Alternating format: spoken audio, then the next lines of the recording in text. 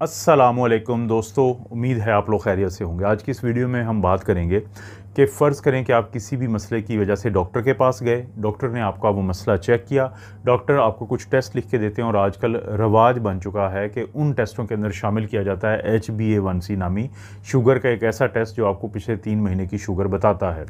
और ये क्यों किया जाता है? क्योंकि पाकिस्तान में ये जो शुगर की बीमारी एक वबा की तरह फैल रही है और बहुत सारे ऐसे लोग हैं जिनको पता ही नहीं होता कि उनको पहले से शुगर है, तो उनके अंदर मौजूद होती है और नुकसान पहुंचा रही होती है, तो उसको पकड़ना मकसूद होता है।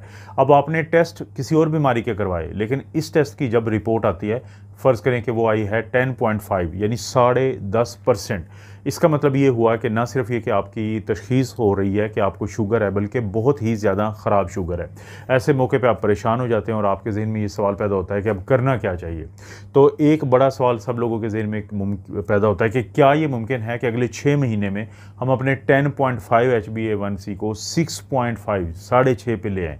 बिल्कुल ये मुमकिन है, लेकिन इसके लिए आपको डॉक्टर की एडवाइस चाहिए होगी और इसके साथ साथ अपनी लाइफस्टाइल में कुछ तब्दीलियां करनी होंगी कि जिसकी हमने इस वीडियो में बात करनी है। और आखिर तक आपने इसलिए देखना है कि ये दोनों चीज़ें मुकम्मल हो जाएंगी जब अगर आप वीडियो को पूरा देख लेते हैं, तो वो नॉलेज आपको पूरा मिलेगा। और इसमें पहला जो काम सबसे ज़्यादा ज़रूरी है कि आपने अपने डॉक्टर के पास जाना है।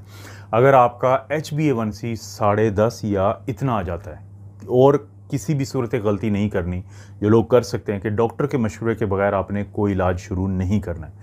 दरअसल डॉक्टर के पास जाने का ये फ़ायदा होगा कि डॉक्टर ना सिर्फ ये कि आपके इस टेस्ट को देखेगा, बल्कि आपके कुछ और मुनासिब टेस्ट करवाएंगे ताकि कंफर्म हो जाए कि आपको शुगर है। दूसरा, फिर आपकी मुकम्मल हिस्ट्री ली जाएगी, आपके ख़ानदान की हिस्ट्री ली जाएगी, आपके आदतों के बारे में पूछा जाएगा और उसके बाद डॉक्टर आपको सर से पाँव तक मुकम्मल तौर पर चेक करेगा और उसके बाद फ़ैसला करेगा आपकी हिस्ट्री पे, आपकी पास्ट हिस्ट्री पे, माजी की हिस्ट्री पे और आपकी सेहत के मुताबिक, गुर्दों की सेहत के मुताबिक और बाकी चीज़ों को देखते हुए कि आपको गोलियां देनी है, टैबलेट शुरू करवानी है शुगर के लिए या इंसुलिन देनी है। ये डॉक्टर का फ़ैसला होता है और आपने उसके हिसाब से चलना है। तो पहला स्टेप क्या है? पहला स्टेप ये है कि अगर आपकी HbA1c 10.5 या इसके करीब करीब ऊपर नीचे आ रही है, तो अपने डॉक्टर के पास जाना ज़रूरी है। फिर ही हम इसके बाद अब आते हैं लाइफस्टाइल पे। अब एक बार हमें पता चल गया कि हमारा HbA1c इतना है और हमारा टारगेट जो अगले 6 महीने में कितना है कि 6.5, तो इसमें हमें 4 जो सुनहरे असूल हैं वो नहीं भूलने। उसमें पहले का ताल्लुक़ है आपके खाने पीने की आदतों से। वो चीज़ें जिनकी तरफ आपने नहीं जाना, उनको कम से कम इस्तेमाल करना है। कोशिश करें कि 6 महीने के लिए सब्र कर लें, उनको हाथ ना लगाएं, ताकि आपका रिज़ल्ट 6 महीने के बाद आपको बताएगा कि आपने क्यों ये कुर्बानी दी थी। वो क्या चीज़ें हैं? ये जो नान होता है, नान नहीं खाना आपने। सफ़ेद चावल या ना खाएं या कम से कम खाएं। मीठा कम से कम खाएं। मीठा जो, जैसे आपको पता है, ये मिठाई खाते हैं और चीनी डाल की चीज़ों के अंदर खाते हैं। इसी तरह से जो कोल्ड ड्रिंक्स होती हैं वो ना पिएं अगले 6 महीने के लिए। कोशिश करें बेकरी का जो आइटम होता है, ये जो हम बिस्किट खाते हैं, हम बेकरी की मुख्तलिफ़ चीज़ें, ये जो केक हैं, पेस्ट्रीज़ हैं, ये आपने अगले 6 महीने नहीं खानी है। और इसी तरह से बहुत ज़्यादा तले हुए खाने, फास्ट फूड और फ्राइड आइटम, ये चीज़ें नहीं खाने। तो क्या भूखा रहना है? हरगिज़ नहीं। आपने खाना है कि ये जो देसी गंदम की रोटी होती है, यानी होल ग्रेन्स जिन्हें कहते हैं या मल्टी ग्रेन कहते हैं, तो उसकी आप रोटी या ब्राउन ब्रेड आप इस्तेमाल कर सकते हैं। दाल खा सकते हैं आप, सब्ज़ी खा सकते हैं, सलाद खा सकते हैं। और इसी तरह से जो मछली होती है ग्रिल्ड जो चिकन होता है, यानी मुर्गी का गोश्त होता है, वो आप खाएं। ये बहुत कुछ है कि जिस पे आपने कुर्बानी दी थी उसकी जगह पे आपके लिए बहुत कुछ है खाने के लिए।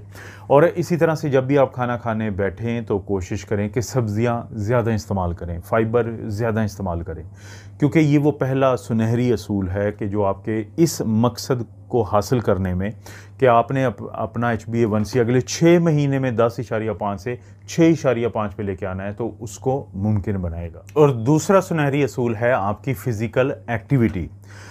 वो तमाम लोग जो इस मकसद को हासिल करना चाहते हैं, तो उनको रोज़ाना 40 से 45 मिनट की ब्रिस्क वॉक करना उनके लिए ज़रूरी है कि वो तेज़ी से चलें। लेकिन फ़र्ज़ करें किसी भी वजह से वो ये वॉक का इत्माम नहीं कर सकते, तो वो घर में भी ट्रेडमिल रख सकते हैं कि उसके ऊपर वो चलें।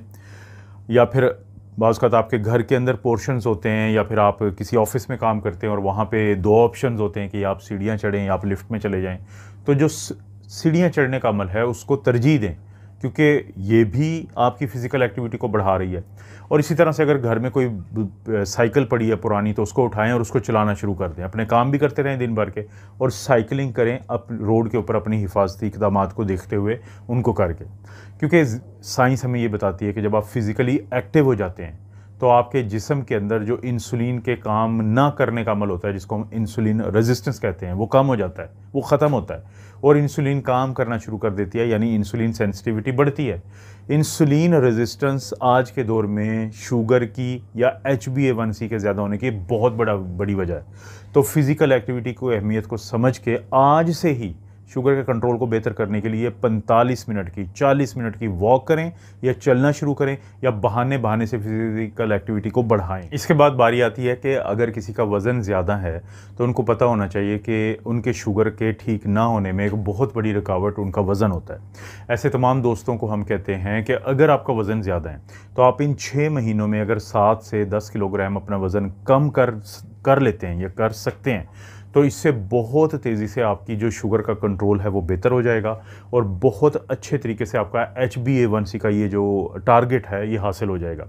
तो वज़न को कम करने के लिए आपको ना सिर्फ ये कि फ़िज़िकल एक्टिविटी करनी पड़ेगी जो मैंने आप लोगों को बताया, बल्कि आपको पोर्शन साइज़ जो है वो कंट्रोल करना पड़ेगा। पोर्शन साइज़ कंट्रोल यही है कि जब आपको अभी भूख होती है लेकिन आप कुछ खाना खा चुके होते हैं तो वो खाना मज़ीद बंद कर दें।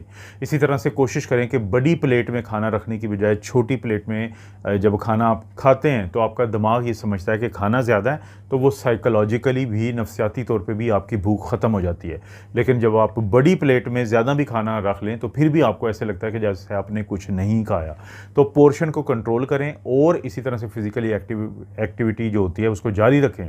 तो अगर आपका वज़न ज़्यादा है तो यानी 6 महीने के अंदर 7 से 10 किलोग्राम वज़न जो कम करना है वो कोई मसला नहीं, और उससे आपकी शुगर का कंट्रोल बहुत बेहतर हो जाएगा। और इसी तरह से दोस्तों 2 चीज़ें बहुत अहमियत की हामिल हैं आपके शुगर के कंट्रोल पे आने के लिए। एक है स्ट्रेस और एक है नींद।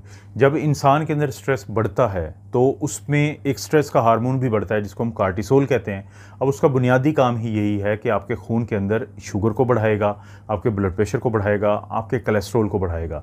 तो कोशिश ये करें कि आपने कुछ जो डीप ब्रीदिंग एक्सरसाइजेज होती हैं, गहरे गहरे सांस लेने होते हैं, उनका इस्तेमाल करना है। योगा की प्रैक्टिस का इस्तेमाल करना है। नमाज है, ज़िक्र है, अज़कार है, किसी भी मज़हब से आपका ताल्लुक़ है तो मज़हब के अंदर जो आपका यानी कि जो उस वक़्त आपकी तवज्जो होती है उस तरफ जब ज़्यादा जाती है तो उससे भी आप काफ़ी ज़्यादा रिलैक्स महसूस करते हैं। तो अपने स्ट्रेस को कम रखने की कोशिश करें। इसी तरह से साइंस हमें ये बताती है कि वो लोग जो 7 से 8 घंटे की रोज़ाना की रात की नींद पूरी नहीं करते और पुरसकून नींद, तो उनके अंदर भी आहिस्ता आहिस्ता इंसुलिन की रेजिस्टेंस बढ़ती जाती है। ना सिर्फ इंसुलिन की रेजिस्टेंस बढ़ती है बल्कि मोटापा भी बढ़ता है। अब मोटापा बढ़ेगा, इंसुलिन की रेजिस्टेंस मज़ीद बढ़ेगी, नींद की कमी होगी, इंसुलिन की रेजिस्टेंस मज़ीद बढ़ेगी, तो आखिरकार आपका ये टारगेट अचीव नहीं हो सकता। रात के वक्त पुरसकून की नींद लें, पुरसकून, और दिन के वक्त अपने स्ट्रेस को कम करने के लिए मुख्तलिफ़ किस्म के काम करें जिनका मैंने जिक्र किया है, ताकि स्ट्रेस कम हो और नींद पूरी हो, और उसके नतीजे में आपका शुगर का कंट्रोल बेहतर होगा। और ये जो हमारा टारगेट है कि 6 महीने में हमने 10.5 से 6.5 पे HbA1c को लेके आना है, तो वो मुमकिन हो पाएगा। अब दोस्तों ये सब कुछ आप कर रहे हैं, आप अपनी शुगर को कम करने की पूरी कोशिश कर रहे हैं, लेकिन आपके लिए ज़रूरी है कि आप इसको ट्रैक भी करें कि किस हद तक शुगर कम हो रही है या नहीं। क्योंकि जब शुगर नहीं कम हो रही होती तो आप मज़ीद एहतियात से ये सब कुछ करेंगे जो अभी तक मैंने बताया है। लेकिन अगर कम हो रही होती है तो उससे आपको हौसला मिलता है, हिम्मत मिलती है, और आपको ये पता चलता है कि आपका क्योंकि गोल जो है वो अचीव हो रहा है, आप हासिल कर रहे हैं उस मकसद को, तो आप ज़्यादा हिम्मत और जज्बे के साथ वो काम करते हैं। तो उसके लिए ट्रैक करने के लिए ज़रूरी क्या है कि रोज़ाना कोशिश करें कि सुबह नाश्ते से पहले अपनी शुगर चेक करें और उसको कहीं पे नोट डाउन करें, किसी जगह पे पेपर पे कहीं ना कहीं पे आप ज़रूर उसको लिखें। इसी तरह से हफ्ते में 1 या 2 दफ़ा अपने रैंडम ब्लड शुगर यानी खाने के 2 घंटे के बाद जो हम चेक करते हैं, जिसमें हम इंसुलिन को चेक करते हैं कि ये काम भी करना शुरू हुई है कि नहीं। क्योंकि जब आप खाना खाते हैं तो उसके 2 घंटे के अंदर इंसुलिन को आपके खाने में मौजूद ग्लूकोज जो ब्लड में गई थी उसको सेल्स के अंदर भेज के इसको नॉर्मल कर देना चाहिए ब्लड के अंदर, तो उसको आप चेक करेंगे। और कोशिश करें कि हर 1.5 से 2 महीने के बाद अपने उस डॉक्टर के पास ज़रूर आप जाएं कि जिनसे आपने शुरू में शुगर का ये इलाज शुरू हुआ था या लाइफस्टाइल की बात हुई थी और फिर आपने ये पूरा अपना मकसद हासिल करने के लिए कोशिश शुरू की थी 6 महीने के लिए। तो उस डॉक्टर को 1.5 से 2 महीने बाद दिखाना ज़रूरी है। तो ये ट्रैकिंग जो होती है ये इंतहाई अहमियत है, इस पे आपने बिल्कुल भी कंप्रोमाइज़ नहीं करना, क्योंकि मैं बता चुका हूँ कि ज़्यादा रहेगा शुगर तो आप में होगा कि नहीं, आपने थोड़ा सा और ज़रा सख्ती से इस पर पैरामल होना है कि जो आप कर रहे हैं। लेकिन अगर वो बेहतर आता है रिज़ल्ट तो आपको खुशी होगी। तो इसलिए ट्रैकिंग बहुत इंपॉर्टेंट है। और दोस्तों, जो आपको रिपोर्ट मिली थी 10.5% की HbA1c की, इसका मतलब ये था कि आपके पिछले 3 महीने की जो शुगर है उसका कंट्रोल बहुत ख़राब था। लेकिन आप अगर अपने डॉक्टर की हदायत पे चलते हैं, बताई गई दवाई खाते हैं, अपनी डाइट का कंट्रोल करते हैं, एक्सरसाइज करते हैं, फिज़िकली एक्टिव रहते हैं, तो यकीन माने कि जब आप इसको 10.5 से 6 महीने में 6.5 पे लाएंगे, आप सिर्फ शुगर को नॉर्मल नहीं करेंगे बल्कि आप उस रिस्क को या ख़तरे को घटा देंगे कि जो उन लोगों में बहुत ज़्यादा होता है कि जिनकी शुगर हाई रहती है काफ़ी अरसे तक। वो रिस्क उनके दिल का अटैक हो सकता है, फालिज का अटैक हो सकता है, खून की नालियों में क्लॉटिंग बनने का अमल हो सकता है, गुर्दों की तबाही हो सकती है या आसाबी कमज़ोरी हो सकती है। अगर आप अपनी HbA1c को 6.5% पे ले आते हैं 6 महीने में, और उसके बाद जिस लाइफस्टाइल को आपने सीख लिया है कि इसके ज़रिए आपने ये मुमकिन किया है और आप उसको लेके चलते हैं, तो आप इन तमाम रिस्क फैक्टर से बचे रहते हैं। बहुत सारे लोग पाकिस्तान में जब उनको कोई छोटा मोटा अटैक होता है फालिज का या हार्ट का, तो परेशान इस बात पे हो जाते हैं कि हमें तो कोई मसला नहीं था। लेकिन जब HbA1c चेक होती है तो पता ही चलता है कि उनको कुछ अरसे से शुगर का कंट्रोल इतना कमज़ोर था कि जिसकी वजह से उनकी खून की नालियों में बग़ैर किसी और एहसास के या अलामात के वो आहिस्ता आहिस्ता तब्दीलियाँ शुरू हो गई थी कि जिनसे ये मसला बना है। तो इसलिए दोस्तों, आप लोगों से ये रिक्वेस्ट है कि अगर आपका HbA1c एक ख़ास हद से ज़्यादा है तो आज ही अपने डॉक्टर के साथ बात करें और अपने लाइफस्टाइल में तब्दीलियां लाएं।